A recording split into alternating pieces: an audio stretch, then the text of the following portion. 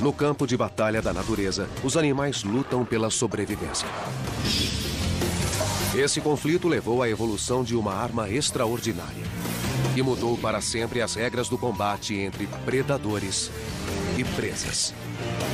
É uma das mais fantásticas conquistas da evolução.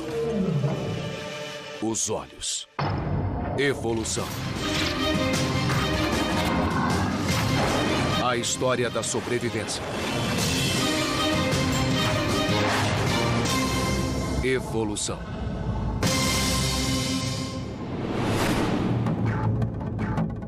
O reino animal engloba milhões de espécies.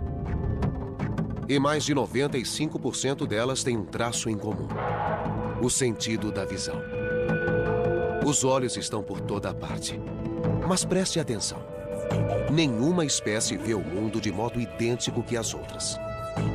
Os olhos dos animais são incrivelmente variados. Têm olhos de várias formas, de vários tamanhos, de várias configurações, porque os animais têm estilos de vida diferentes.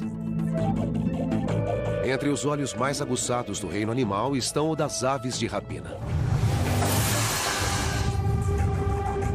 Para encontrar presas pequenas estando a grandes alturas, é preciso uma vista excepcional. E a evolução deu às aves de rapina uma visão inigualável. Essa águia avista sua presa a mais de 1,5 km de distância. Mesmo mergulhando a velocidades de até 300 km por hora, acerta o alvo com precisão mortal.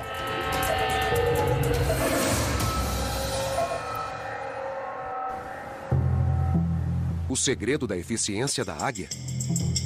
A anatomia de seus olhos. Na maioria dos casos, quanto maiores os olhos do animal, mais nítida é sua visão. E os olhos da águia são enormes. As águias são 50 quilos mais leves que nós. Mas seus olhos pesam o mesmo que os nossos. E o tamanho é só o começo. O fundo do nosso olho tem 200 mil células fotossensíveis por milímetro quadrado. A da águia tem 1 milhão, o que proporciona uma resolução e imagem 5 vezes maior. O cristalino, mais plano, situa-se mais longe da retina que o nosso. O resultado? Uma visão penetrante como a de um telescópio, que torna a infeliz presa 3 vezes maior do que a visão que nós temos dela. O que está por trás do surgimento de uma inovação tão notável? A evolução. Um processo que se dá com pequenas e aleatórias mudanças genéticas. De vez em quando ocorre um erro quando o DNA é passado de uma geração a outra. E esses erros chamam-se mutações. Às vezes os erros causam problemas, outras vezes causam oportunidades. A seleção natural aprova as mutações que promovem a sobrevivência e a reprodução. As espécies que não conseguem se adaptar desaparecem. 99% de todas as espécies já se extinguiram com o passar do tempo. As restantes sobreviveram graças a mutações que lhes deram características especiais. A águia desenvolveu olhos entre os mais eficientes da natureza. Mas muitos outros tipos de olhos foram evoluindo com o tempo. Os olhos dos animais são um excelente exemplo de evolução convergente. Os olhos de todos os diferentes animais que existem hoje no planeta não evoluíram a partir de um mesmo olho ancestral, não. Os olhos evoluíram numerosas vezes em diferentes linhagens. O notável é que a evolução usou os mesmos genes básicos para formar os olhos de criaturas tão diferentes quanto moscas, lulas e seres humanos. Pesquisas apontam uma origem para esses elementos básicos da visão há 600 milhões de anos. Os oceanos eram calmos. Não havia predadores gigantescos para enfrentar, criaturas armadas e prontas para o combate. A vida marinha era simples. Os animais tinham 2 tamanhos: pequeno e super pequeno. Eram macios, com pouca proteção. E tinham uma só velocidade: lenta. Mas foi então que um grupo de criaturas deu um passo dramático em direção à visão. Esses pioneiros estão extintos há muito tempo.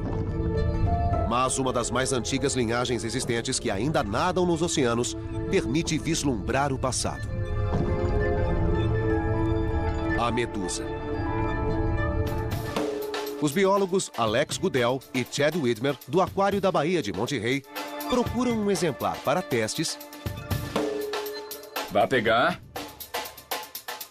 que lhes permitam entender as origens da visão. Ah, eu encontrei uma que parece muito boa. Esta é uma Poliorchis, uma espécie de medusa. A anatomia dessa delicada criatura não poderia ser mais simples. Não tem esqueleto, coração ou cérebro. Somente uma rede de nervos. Mas conta com uma inovação crucial, da qual sua vida depende. Um anel de pequenos pontos escuros em sua base, que são minúsculos órgãos fotossensíveis. Podemos apenas imaginar o que esses órgãos, os mais básicos, são capazes de ver. A visão delas é diferente da nossa, porque conseguimos formar imagens, e elas não. Então, o mundo delas é mais indistinto que o nosso. Os cientistas não sabem por que os parentes distantes das atuais medusas desenvolveram células fotossensíveis quando o fizeram. Mas Goodell pode mostrar como estas ajudaram as medusas a sobreviver durante 600 milhões de anos. Ela criou um experimento para mostrar como as medusas se beneficiam da capacidade de detectar a luz. Estou interessada em saber se animais que não formam imagens são capazes de detectar cores, se reagem a diferentes comprimentos de ondas de luz. Goodell expõe a medusa a ondas de luz semelhantes às de seu ambiente natural. Primeiro, incide sobre ela um facho de luz verde. Como consequência, o animal relaxa e desce para o fundo do tanque. Os tentáculos estão se alongando. É verdade. Com certeza dá para ver que está relaxando. Estende os tentáculos, pulsa com menos frequência. A luz verde geralmente as faz relaxar. Elas descem até o fundo, estendem os tentáculos e a pulsação diminui. Por que a luz verde descontrai a medusa? É o comprimento de onda de seu habitat, o solo oceânico. Elas passam a maior parte do tempo no fundo, onde recebem naturalmente muita luz verde. Encontram os alimentos no fundo e estão acostumadas com esse tipo de luz. Goodell então muda o jogo. Enche o tanque de luz roxa. De repente, a medusa pulsa freneticamente. Quando liguei a luz roxa, a medusa teve uma reação de fuga. Os tentáculos encolheram e o pulso aumentou. É uma reação como a de um ser humano fugindo de um incêndio. Para a medusa, a luz roxa significa que uma agressão, ou até mesmo a morte, podem ser iminentes. A razão é simples. Comprimentos de ondas curtas, como luzes roxas, ultravioletas ou azuis, são de energia alta e podem ser nocivos para organismos transparentes. Muitos animais transparentes se elevam na água à noite e ficam na superfície. Então, quando amanhece, eles voltam a migrar para baixo. A luz desencadeia ações. Embora simples, esse sistema de visão ajudou as medusas a sobreviver durante 500 milhões de anos, enquanto buscavam alimentos e fugiam de predadores. Mas a evolução dos olhos continuaria. Há mais de 500 milhões de anos, as águas calmas foram tomadas por um novo tipo de criatura. Os olhos, em breve, fariam um grande avanço e iniciariam uma corrida evolutiva que mudaria para sempre a vida na Terra.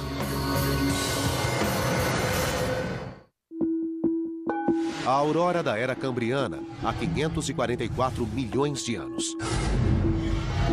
O reino animal passa por um período de transição. Os primeiros animais eram criaturas simples e passivas, vagando nas correntezas ou ancorados ao solo marítimo. Mas no curso de 50 milhões de anos, muito iria mudar.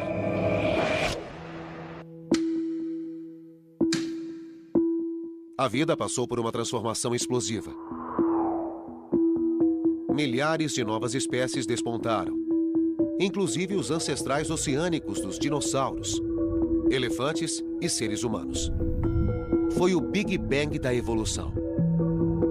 A explosão cambriana. Antes dessa época, havia poucos animais no planeta Terra, se é que havia.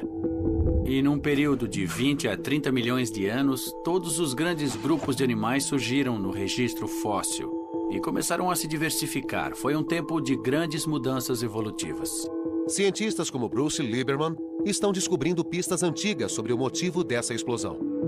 É uma das grandes perguntas sem resposta da evolução.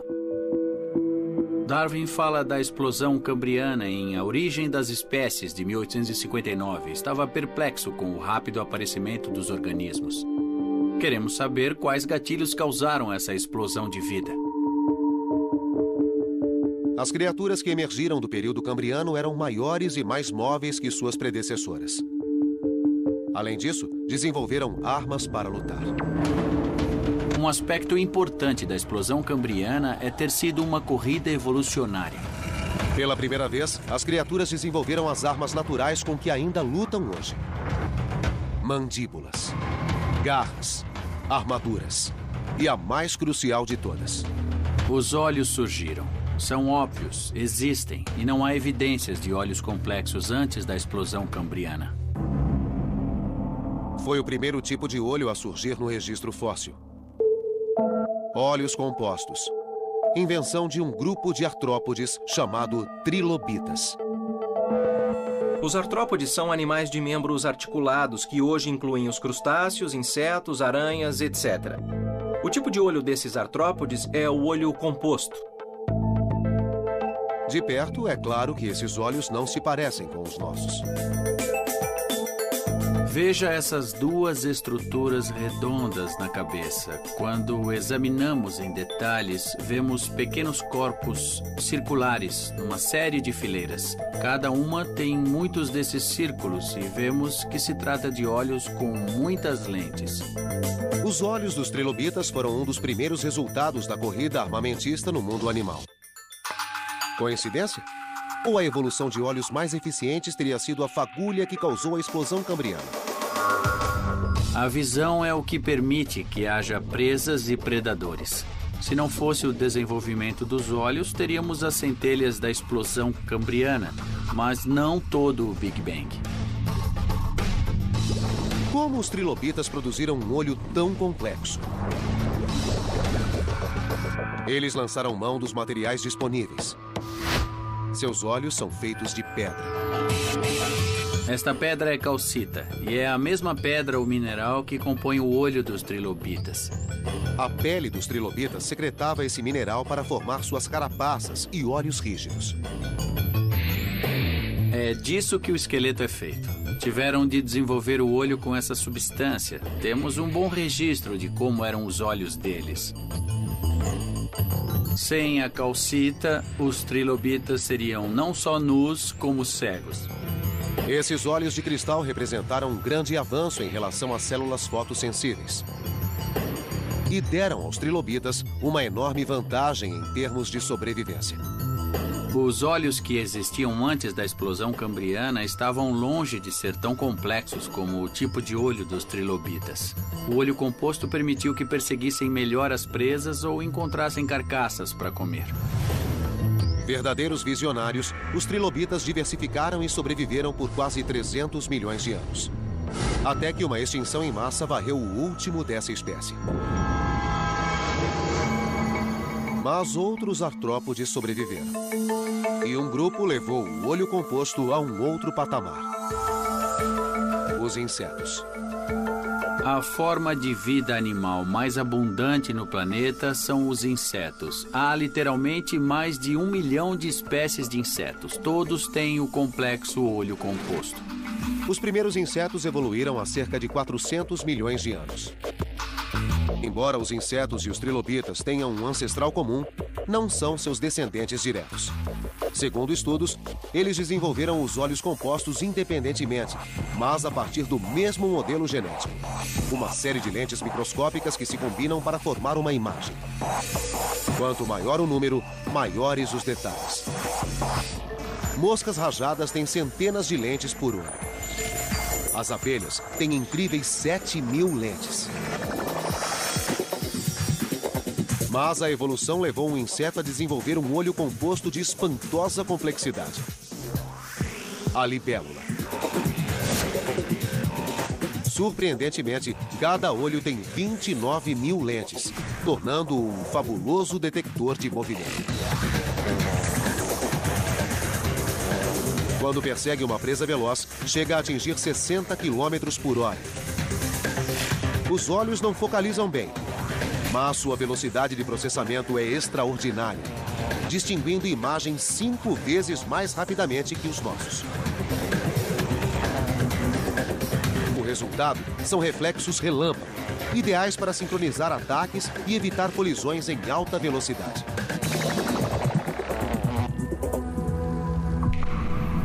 O sucesso dos insetos tornou o olho composto o mais predominante na natureza. Mas não foi o único sistema de visão que emergiu da explosão cambriana. Outro grupo de animais se desenvolveu e lançou seu próprio protótipo de olho avançado: os vertebrados. Os olhos dos insetos e os olhos dos vertebrados representam exemplos diferentes da origem dos olhos. Eles partiram de diferentes ancestrais, mas chegaram ao mesmo fim. Os olhos dos vertebrados começou como um simples detector de luz. Com o tempo, evoluíram e se tornaram um sistema de mira dos maiores predadores da história.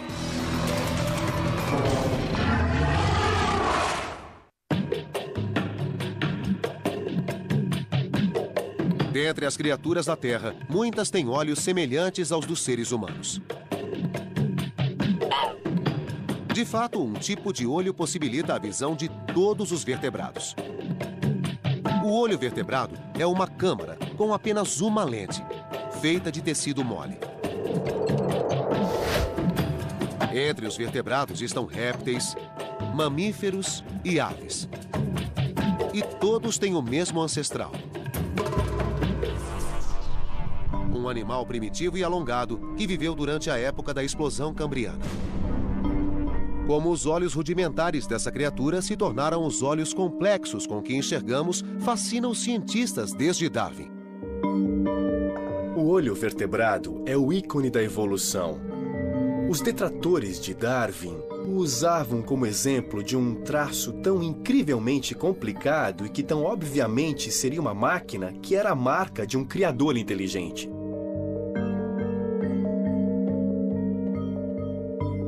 A famosa resposta de Darwin foi passar por uma série de etapas evolutivas e mostrar que se pode começar com células fotossensíveis na superfície da pele e, a partir daí, criar um olho numa região rebaixada ou colocar as células fotossensíveis nessa região, criando o primeiro senso de direção. E, a partir daí, pode-se criar outros tipos de partes oculares para focalizar. E assim ele mostrou que era plausível que uma série de etapas tivesse levado ao complexo olho-câmera. Esse novo olho predominou entre as criaturas marinhas, fornecendo uma arma avançada na batalha entre predadores e presas. Os genes formadores de olhos foram passados para todos os ramos da árvore dos vertebrados, do primeiro peixe aos tubarões. E para os habitantes de águas rasas, que passariam a visar um mundo inexplorado: a Terra. Uma nova arena que um grupo de predadores viria a dominar. Essas criaturas, os dinossauros carnívoros, surgiram há 230 milhões de anos. Durante os 160 milhões de anos seguintes, governariam o reino animal, enchendo o registro fóssil com os ossos de suas presas vencidas. O que tornou os dinossauros carnívoros predadores tão eficientes? Seu tamanho? Sua velocidade? Sua série de armas mortais? Tais traços são comuns a qualquer mega predador, mas são inúteis sem outra técnica vital: a capacidade de mirar presas. Os dinossauros carnívoros certamente tinham os maiores olhos da história. Mas como sua visão os ajudou a se tornar predadores tão extraordinários? A missão do paleontólogo Kent Stevens é responder essa pergunta.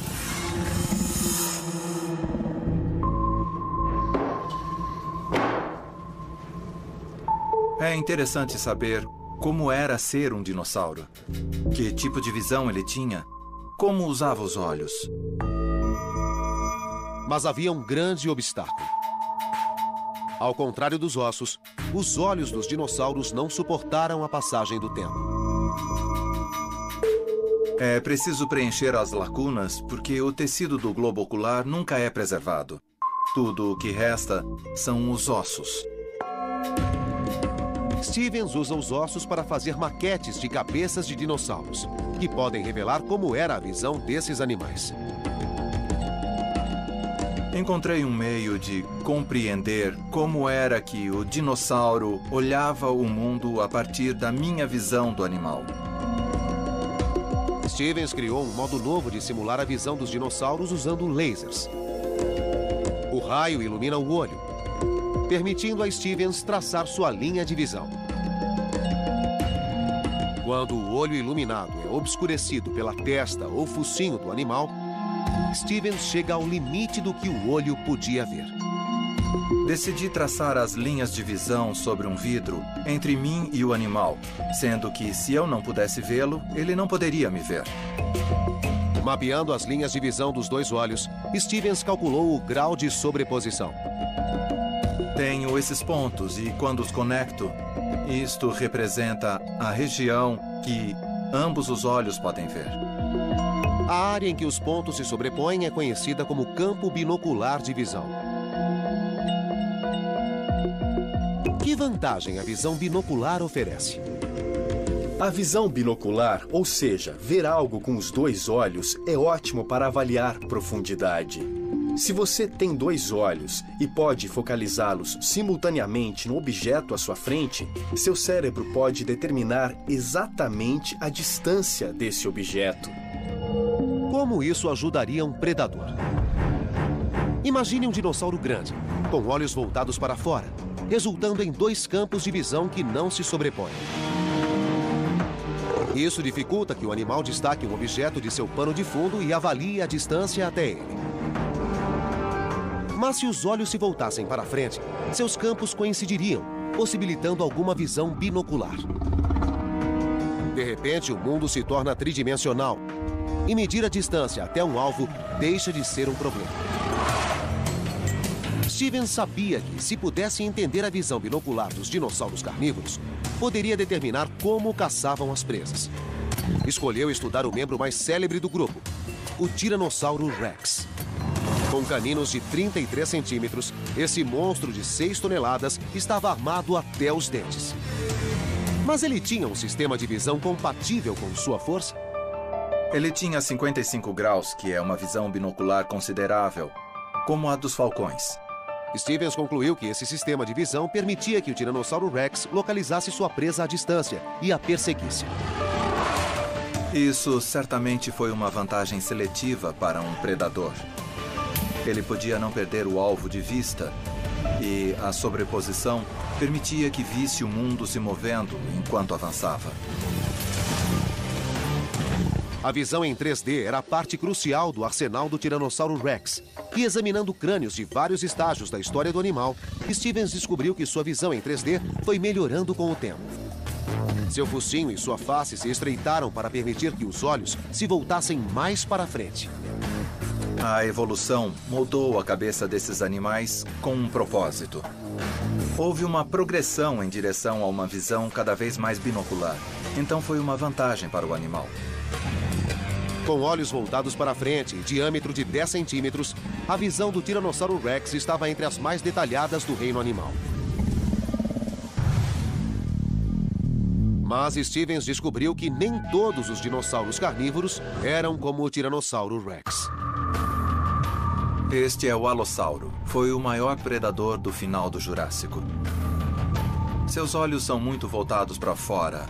Não só isso, como há também uma estrutura aqui sobre o focinho do animal, que obliterava totalmente a visão do lado esquerdo sobre o lado direito e vice-versa. Então, este animal tinha anti-olhos que lhe impediam ter um campo de visão muito amplo. O alossauro tinha 20 graus de visão binocular. Como um dinossauro com uma visão tão limitada foi uma fera do Jurássico? Será que a visão menos binocular obrigou o alossauro a sofisticar seu método de caça? Predadores modernos que têm pouca sobreposição entre os olhos são predadores de emboscada, como o crocodilo moderno. Um dos aspectos importantes desse predador é poder vigiar e saber o que se passa ao seu redor. Então, os olhos laterais são totalmente coerentes com os predadores de emboscada. Eles esperam que as presas cheguem até eles e precisam avaliar qual é o momento certo de atacar e abater a presa.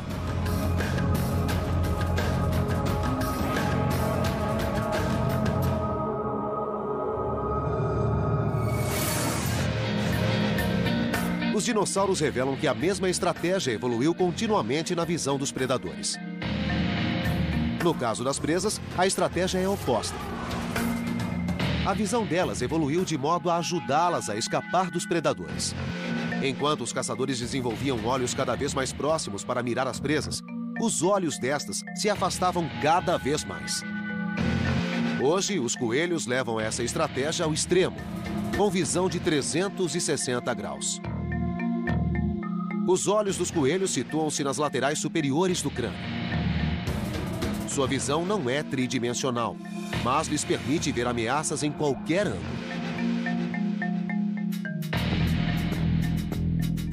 Os coelhos, tal como os humanos, são mamíferos. E quando os dinossauros ainda dominavam a Terra, aos nossos ancestrais mamíferos não bastava ficar de olhos abertos.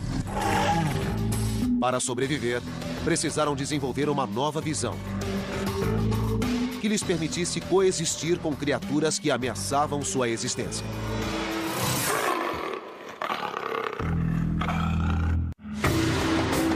Há 100 milhões de anos, os dinossauros dominavam a Terra.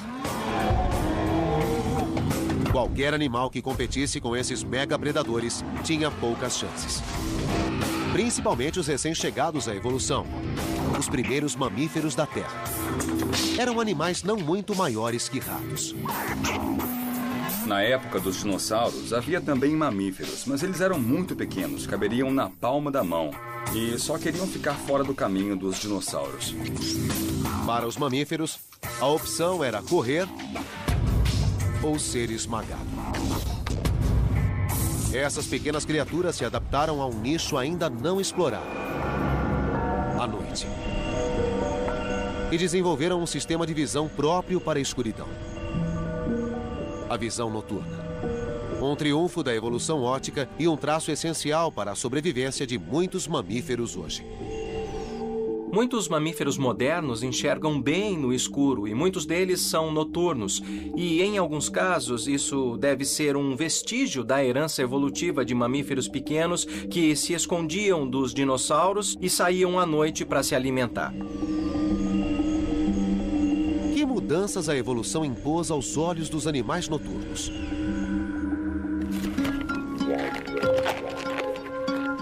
É uma pergunta que Chris Kirk tenta responder. Eu sempre digo que era de se esperar que alguém no século XVIII tivesse coletado globos oculares, mas, para minha surpresa, quando comecei a procurar dados sobre a anatomia do olho, havia muito pouco publicado, então passei 1 ano e meio coletando olhos. Kirk usa sua extensa coleção de olhos para estudar o mecanismo da visão noturna. Colocando os globos oculares lado a lado, ele os compara e percebe como sua anatomia evoluiu para enfrentar as trevas. Qual a diferença entre os olhos de um macaco diurno, o mico, e de um animal noturno, como o lêmur e anão? É o tamanho das córneas. A córnea é a proteção do olho. Fixa o limite de quanta luz o olho pode receber. A córnea é uma membrana curva que ajuda a focalizar um objeto e conduz a luz até a pupila. A luz atinge a retina, onde é convertida em impulsos elétricos que são transmitidos ao cérebro pelo nervo óptico. Esse complexo processo se dá num piscar de olhos. O macaco diurno tem córnea muito pequena porque não precisa deixar entrar tanta luz, como é o caso do lêmure noturno, cuja córnea grande ocupa quase toda a superfície anterior do globo. Os caçadores noturnos precisam de uma córnea maior para pegar criaturas velozes no escuro. E um animal noturno radicalizou essa anatomia. Os társios são totalmente singulares. Não há nada semelhante no mundo dos olhos vertebrados. O diâmetro da córnea do társio é quase igual ao diâmetro do globo ocular. Existem 5.400 espécies de mamíferos. Proporcionalmente, nenhuma tem olhos tão grandes quanto os do társio. Com 15 centímetros, é um dos menores predadores do mundo, mas seu sistema de vigilância supera o de seus adversários.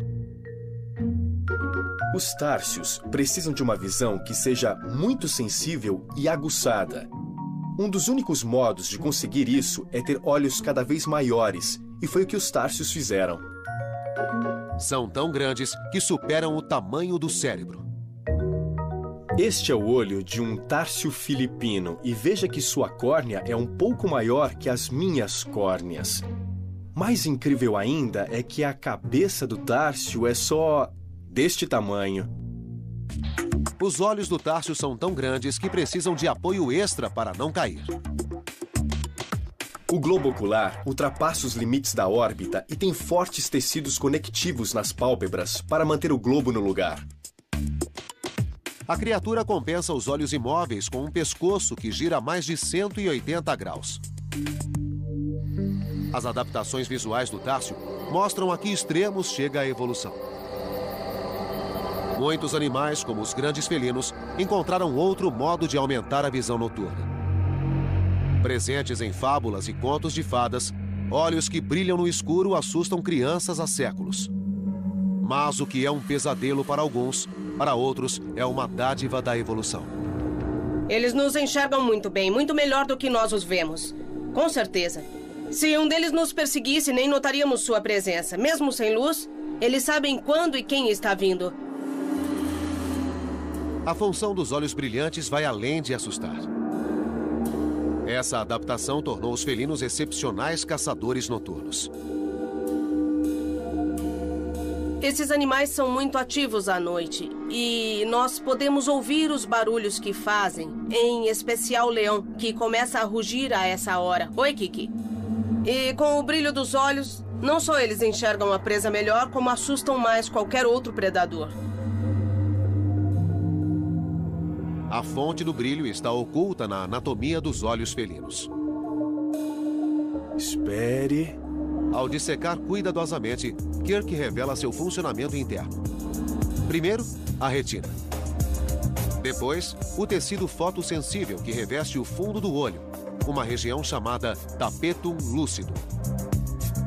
Tapetum lucidum quer dizer tapete brilhante em latim. É o tapete brilhante no fundo do olho atrás da retina. E como esse mecanismo funciona? No olho humano, há um pigmento preto atrás da retina que absorve a luz para que não se disperse. Mas em espécies com o tapetum, a luz que não é absorvida pela retina repercute no tapetum, o espelho atrás da retina, e tem uma segunda chance de ser absorvida. Portanto, existem duas chances de absorver cada fóton de luz que o olho captura. Ao repercutir, parte da luz é refletida para fora, causando o efeito brilhante. Para os felinos, esse mecanismo traz benefícios extraordinários. 1/6 da luz de que os humanos precisam lhes basta para suas atividades noturnas.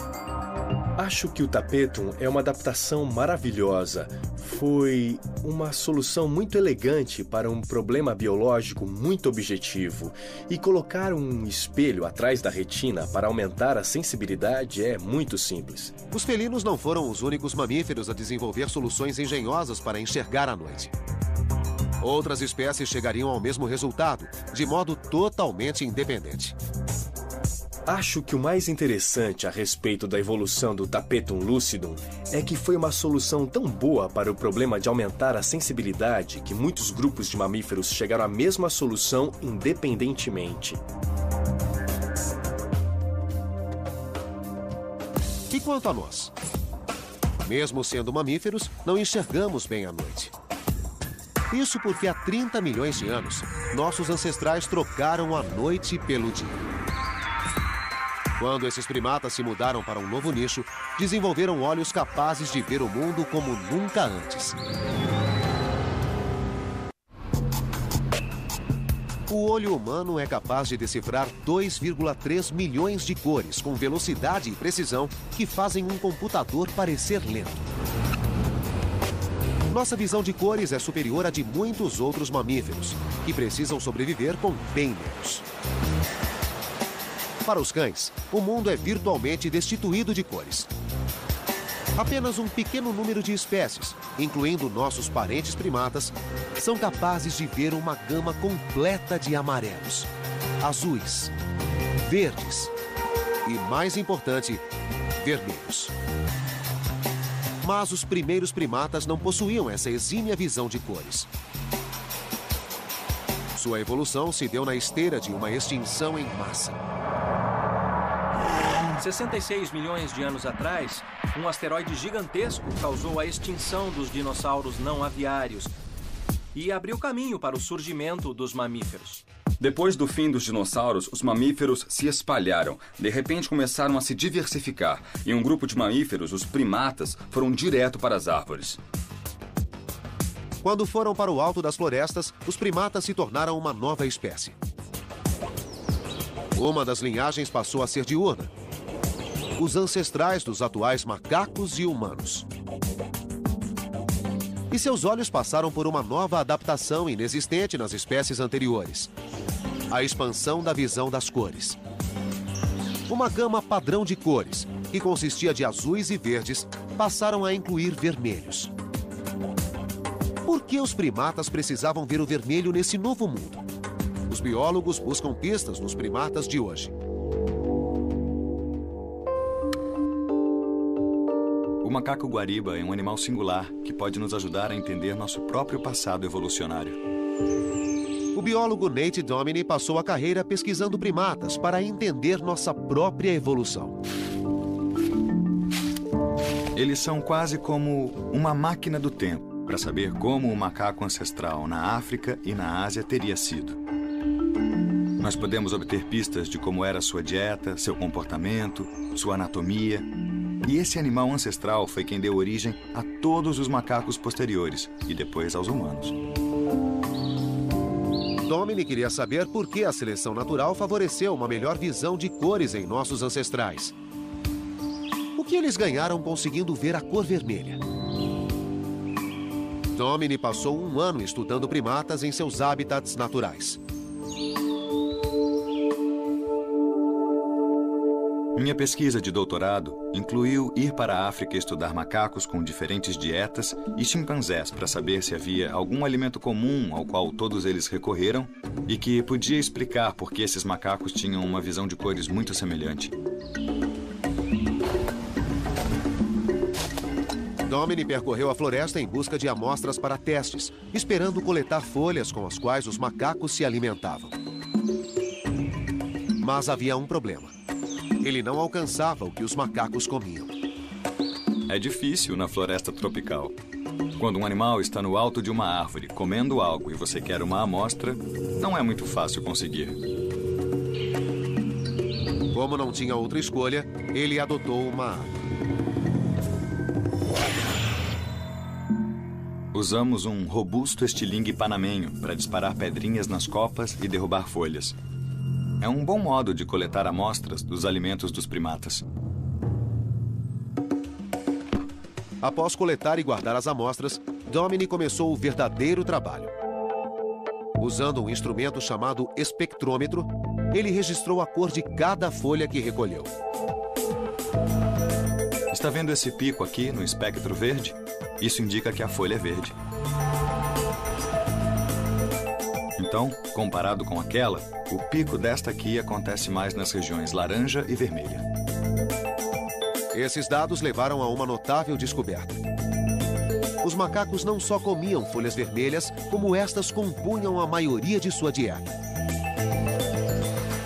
E quanto mais vermelha a folha, mais jovem e mais nutritiva. As folhas velhas e maduras são verdes, duras, cheias de toxinas. São folhas que é melhor evitar. Então, os primatas, em geral, procuram sempre as folhas que são mais jovens. E se essas folhas jovens também tiverem uma cor que as distingua das folhas maduras, então é vantajoso desenvolver um mecanismo que detecte as folhas mais jovens. Para os primatas, o vermelho não era apenas mais uma cor. Era uma baliza. Um meio de orientação que lhes permitia localizar o melhor alimento à distância. Quando vê folhas vermelhas no alto das árvores, ele sabe que são jovens. E assim, pode poupar energia e tempo e ir diretamente até essas folhas, em vez de procurar aleatoriamente pelo ambiente. Uma melhor visão das cores. Uma estratégia evolutiva que os cientistas descobriram ser apenas uma entre muitas. Os primatas logo se beneficiariam de outra adaptação crucial: a visão binocular. É um traço que os predadores já haviam desenvolvido. Mas, para os primatas, serviria a um novo propósito. Os primatas têm olhos na frente da cabeça, mas não são predadores. A vantagem de ter dois olhos voltados para a mesma direção é a percepção de profundidade. Para pular de uma árvore para outra árvore, é bom ter uma boa noção de profundidade.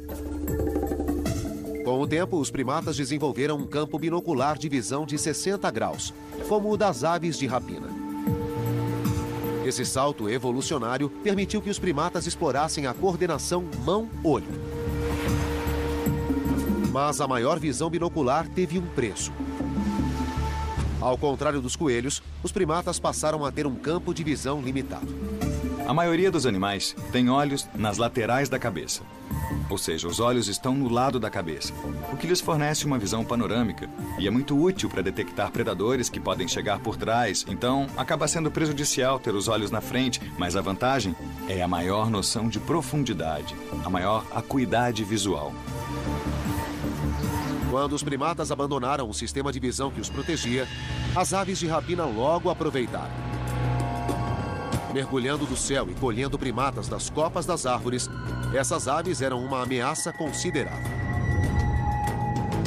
Segundo as evidências encontradas em fósseis, as aves de rapina exercem algum tipo de pressão seletiva sobre os primatas, desde que existem primatas e aves de rapina.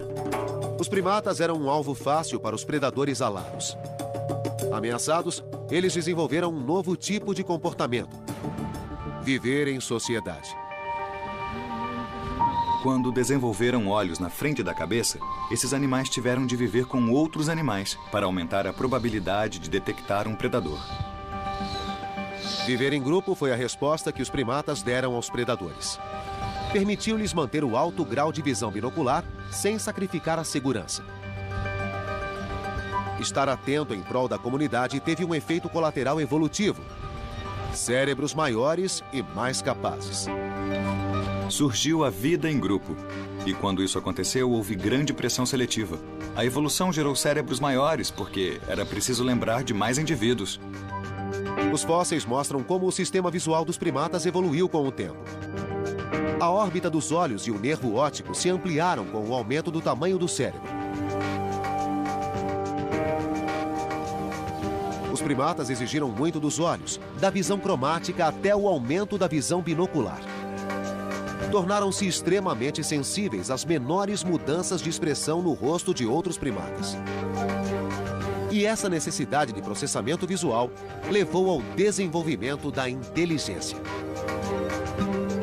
Então, nós podemos ver que estes processos, como viver em grupo, ter cérebro maior, evitar predadores, formaram as características que definem a ordem primata a qual pertencemos. Um órgão complexo e misterioso,